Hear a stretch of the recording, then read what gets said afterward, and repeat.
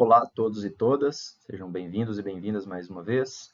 Hoje, aula 3, parte 2, falaremos especificamente sobre argilas e iremos detalhar os comportamentos diferentes das argilas. Tá? Então, na aula passada, falamos bastante sobre a marcha do intemperismo, finalizando com o intemperismo químico, consequentemente alterando minerais primários em minerais secundários, ou seja, argilas. Uma outra consequência da marcha do intemperismo se dá do fracionamento do material mineral, das partículas do solo.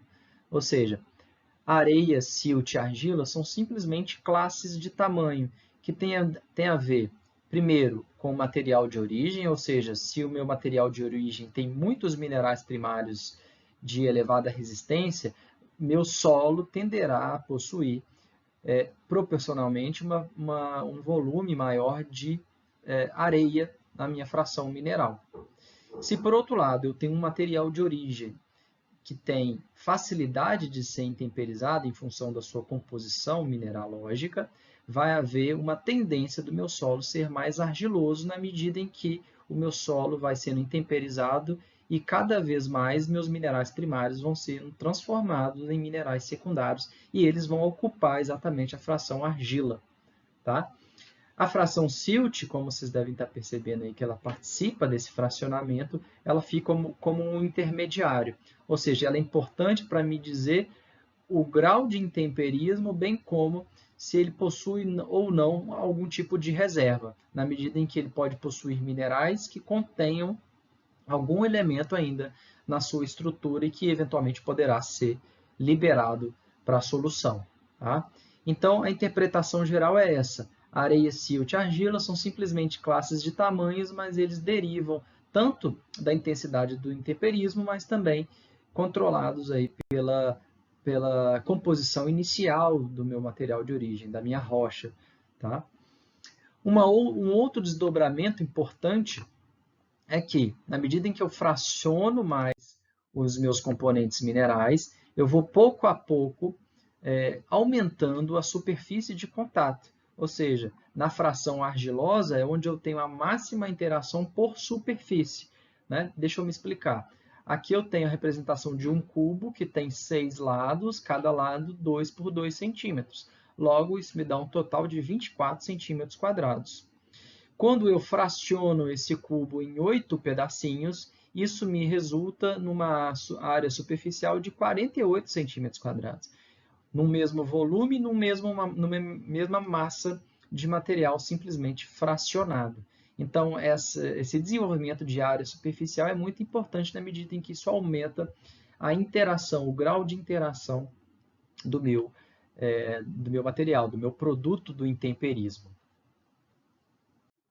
Um outro importante desdobramento desse avanço do intemperismo na formação das argilas é o desenvolvimento de cargas nas suas superfícies, na superfície das argilas. Então, é isso o grande ponto de virada para diferenciar argila, né, ativa, que é a fração ativa do solo, de frações inertes, que não vão interagir em função da ausência de cargas na superfície.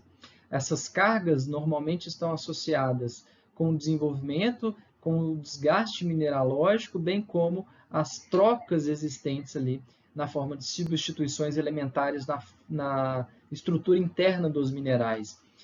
O desenvolvimento das cargas, a origem, a gênese delas não nos cabe tanto aqui discutir, mas o importante é saber que, na medida em que eu tenho desenvolvimento de argila, essa argila pode derivar uma densidade variável de cargas e essas cargas é que vão fazer com que o solo possua uma fração ativa com capacidade de reações físico-químicas importantes. A troca de cátions, de elementos, né, principalmente de cargas positivas, a absorção também de moléculas de água na retenção hídrica. Né? Então, tudo isso é importante para ressaltar a fração ativa do solo, que é ditada aí pelo componente da argila. O termo utilizado para essa capacidade que a argila tem de absorver elementos e íons é dita CTC, capacidade de troca catiônica, quando existe a capacidade de troca de elementos com carga positiva, de íons com cargas positivas. Por isso, dito capacidade de troca catiônica. Quando existe cargas ou um balanço líquido de cargas positivas ao invés de negativas nas minhas argilas, elas vão desenvolver capacidade de troca aniônica. Então, vai depender de cada tipo de argila. Então, é importante a gente entender que as argilas começam a ser desenvolvidas com o máximo de cargas negativas na sua superfície. À medida que o intemperismo avança, ela vai perdendo essas cargas, deixando de ter uma densidade elevada de cargas negativas e, eventualmente, pode haver uma inversão para cargas positivas. Então, quanto mais avançado é o intemperismo, menor é a quantidade de cargas negativas, menor a capacidade de troca catiônica, menor é a CTC e pode haver o desenvolvimento da CTA, que é a capacidade de adsorção ou de troca aniônica desses solos. Tá? Solos, de uma forma geral, do nosso país, possuem baixa capacidade de troca catiônica. E alguns solos, aqueles mais intemperizados, principalmente aqueles situados no Planalto Central, tendem a ter capacidade de troca aniônica ou saldo de cargas positivas. Tá? De forma ilustrativa, a gente tem aqui uma argila, né, com o desenvolvimento de cargas na sua superfície, e todos aqueles íons de cargas contrárias vão ser adsorvidos na superfície. Nesse caso aqui, as plantas irão absorver ou irão interagir com essa argila para absorver cálcio, magnésio, potássio, sódio, eventualmente manganês, zinco e o ferro. Alumínio e hidrogênio, a planta normalmente não gosta, não absorve, muito pelo contrário, são elementos tóxicos para as raízes, tá? Mas, de toda forma, eles podem ficar absorvidos aqui na argila, por mais cargas negativas que ele tenha. Ou seja, solos pobres, que têm baixa capacidade de troca catiônica e que ainda os seus sítios negativos estejam ocupados com alumínio, são solos muito problemáticos. Tá? E isso vai condicionar um nicho ecológico ou uma predileção a espécies que têm uma capacidade de lidar com essa situação crítica, tá? Para o seu desenvolvimento. Ou seja, as raízes, o desenvolvimento das raízes fica prejudicado. Tá? Mas mesmo assim é possível desenvolver, é possível de desenvolvimento de biomassa mesmo em solos com toxicidez de alumínio.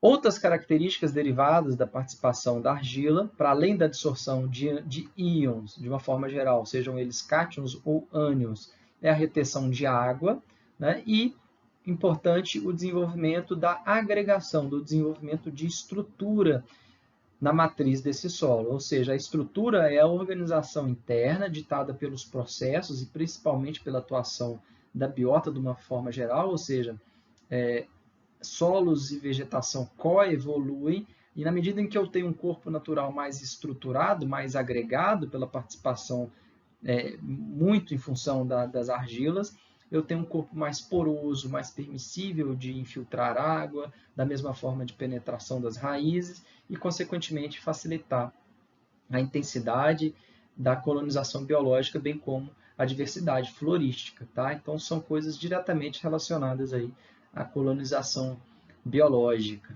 Tá? Então, na medida em que eu tenho solos com maior capacidade de absorver água, de reserva nutritiva e bem como de facilitar a ciclagem de nutrientes, tão importante nos nossos ambientes tropicais, eu posso dizer que o solo está controlando essa intensidade de ocupação biológica. Então, eu tenho que solo é também um produto do intemperismo, mas não é um produto simples, como a gente tem visto até então na forma de reações. Solos é muito mais do que isso. O intemperismo está contido dentro dos processos de formação de solos, mas ele é um corpo organizado, ele é um corpo que tem uma organização inata das suas partículas, tanto em função de produtos do intemperismo, mas concomitantemente da atuação biológica. Então, faz com que o solo seja um produto organizado, que ele tenha uma organização inata a partir dos seus componentes, tá?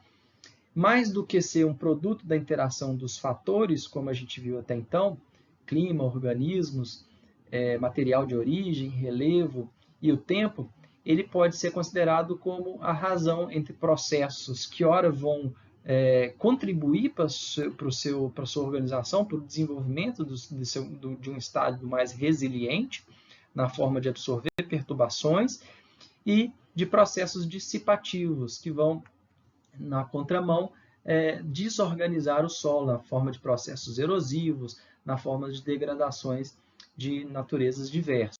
Tá? Então, a gente resume o conceito de solos também, né, a gente continua com aquela nossa equação básica dita fatorial, né, em função desses 5 fatores, sendo os fatores ativos, clima e organismos, porque são eles que colocam energia e matéria, eles atuam sobre o material de origem previamente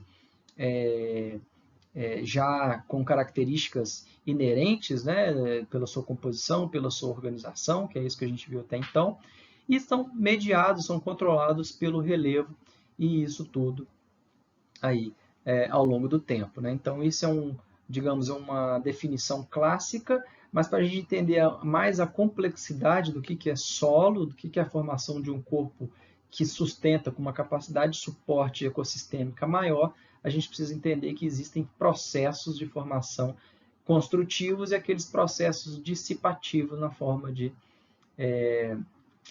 eventos que vão desorganizar a sua estrutura, processos erosivos, né, eventuais perdas nutricionais derivados aí do próprio intemperismo, sem desenvolvimento de estruturas de retenção, né, desenvolvimento de CTC, bem como da facilidade com que isso pode ser reciclado dentro do mesmo ecossistema.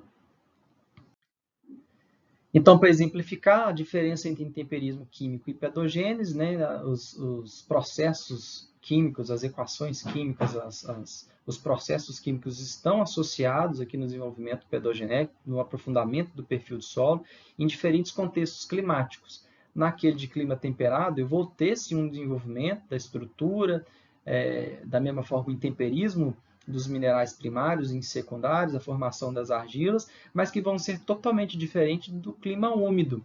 Né? Do clima úmido vai prevalecer uma intensidade de intemperismo muito mais acentuada, né? Principalmente com processos aí, relacionados à oxidação e à hidrólise intensa do material primário, dos minerais primários, desenvolvimento de argilas não tão ativas, né, uma CTC baixa, mas, por outro lado, uma ciclagem biogeoquímica aqui muito acentuada em função da atividade biológica. Né? Então, eu tenho uma reserva química baixa nos meus solos, em função do elevado intemperismo, mas eu tenho uma ciclagem favorecida aqui em função do componente biológico, né? E, obviamente, controlados pelo corpo natural, que é o solo, que permite o aprofundamento das raízes, bem como uma reserva hídrica importante aqui para esse tipo de vegetação.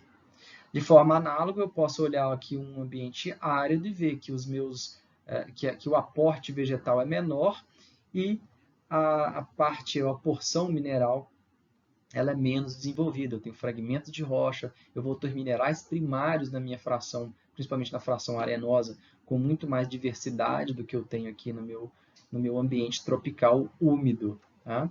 São solos mais rasos, a deposição de material biológico é mais baixa e a participação da fração mineral ela é mais intensa na forma de desenvolvimento de mais CTC, de mais participação de minerais primários, que não só o quartzo aqui na fração grosseira, na fração areia. Tá? Então, cada tipo de ambiente coevolui com o seu solo. Aqui, mais uma vez, o retrato de áreas representativas do quadrilátero ferrífero, onde eu tenho solos mais profundos em áreas mais planas, em áreas mais estabilizadas, né? E aqui desenvolvidas de rochas que contém muito ferro na sua composição, no caso do itaberito. Tá? Rochas muito resistentes, como os quartzitos, irão desenvolver solos mais rasos, consequentemente vegetações mais abertas, mais arbustivas e herbáceas, em funções das deficiências em duplo sentido. Ora, hídrica, em função do seu pouco ou do seu aprofundamento raso dos solos, e também nutricional. Né? Então, são solos pobres e, da mesma forma, com baixa retenção hídrica. Então, são opostos. Aqui desenvolve-se campo rupestre, de uma forma geral, e aqui nos latossolos, nos perfis mais profundos, eu posso desenvolver florestas. Tá? Então, são necessidades diferentes das fitofisionomias, mas que são condicionadas, são controladas e, ao mesmo tempo, controlam o desenvolvimento das estruturas em cada tipo de solo analisado. Tá? Então, a primeira abordagem aqui é da diversidade das rochas, né? Itaberitos, filitos, quartzitos, xistos, todas elas são rochas metamórficas, de natureza química muito pobre e associada ainda com um relevo montanhoso típico do quadrilátero ferrífero das faixas móveis, como nós vimos nas aulas passadas. Tá? Então, esse é mais ou menos o raio-x dos solos que a gente pode encontrar no quadrilátero ferrífero, de uma forma geral, e eles estão associados com essa diversidade de ambientes, de fitofisionomias típicas do quadrilátero, que o professor Hugo vai desenvolver com vocês aí ao longo das próximas 2 semanas.